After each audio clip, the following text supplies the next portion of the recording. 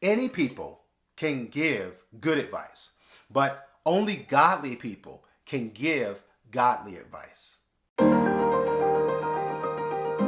Grace and peace, everybody. Welcome to Sabbath School Study Group. My name is Chris Bailey. This is part number 4 of our 5-part series. We're talking about seeking godly counsel and the whole idea of planning for success. Yes, no man is an island. Everybody was born into this world from someone else. No one just sprouted from the ground or fell from the heavens.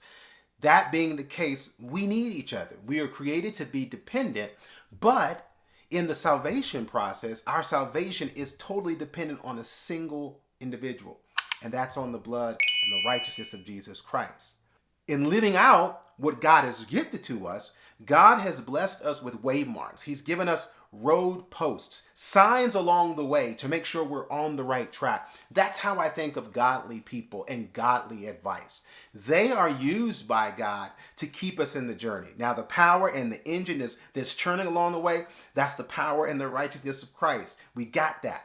But to make sure we stay on course, he raises up people in our lives to make sure that we're doing the right thing. And the Bible is all about this. Because in Psalm 1, verse 1, right off the bat, it says, "Blessed is the man that walketh not in the counsel of the ungodly, nor standeth in the way of sinners, nor sitteth in the seat of the scornful, but his delight is in the law of the Lord. And in his law doth he meditate day and night." Now, blessed is the man that walketh not in the counsel of the ungodly. What's being inferred by this psalm is that blessed is the man that walks in the counsel of the godly. So it's cool to have godly people come alongside us. Sometimes we're praying and God will send someone. Sometimes we'll just hear something from someone else's experience and we're like, wow, because I've learned from their mistake, I'm not going to go that direction. This is what we are allowed and empowered to do when we join the family of God. It's like one of those fringe benefits. But watch this. Because when you look at the example there in Exodus chapter 18, this is the story of Moses being Moses, leading the people, judging the people. Well, when Jethro, his father-in-law, comes to visit him, he sees, man, you are really worn out here. You got too much on your plate. He says to Moses, "Thou wilt surely wear away, both thou and this people that is with thee. For this thing is too heavy for thee. Thou art not able to perform it thyself alone. Hearken now unto my voice. I will give thee counsel, and God shall be with thee. Be thou for the people to Godward, that thou mayest bring the causes unto God." This is amazing because Jethro is saying, not that my counsel is God, but my counsel is of God. What I'm about to share with you, he's given to me to give to you. And usually that's by experience.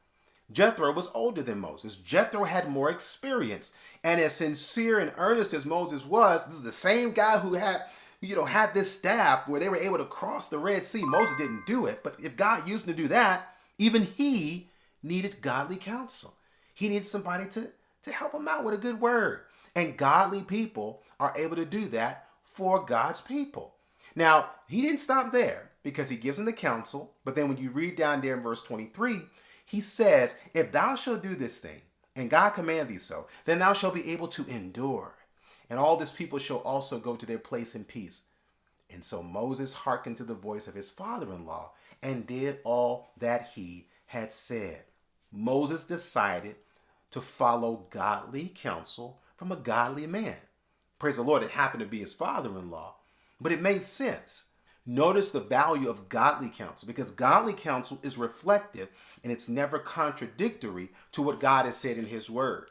So even though it may not say it chapter and verse, even though you may not have read it, you know that it's godly when it's consistent and in the flow of God's counsel, because it comes from God's conscience. It comes from his word. Now, if we listen to this godly counsel, we can expect to experience what Moses experienced. And that was to be able to not just do that work, but he did it even better. It was an improvement of a process. It was a refinement of some process. It was like real good, data analysis, that from that now he's able to go and do even more with less. That's what godly counsel allows us to do. So let's not be afraid of it. And please don't be afraid to share it, because your experience oftentimes is as powerful as any testimony you might have. What do I mean by that? Testimonies are usually things that happen from the good that we've done. Experiences are like, those are our mess ups, those are our mistakes. Well, we serve a God who even makes our mistakes messages. And so even those can be valuable to someone who needs them right now.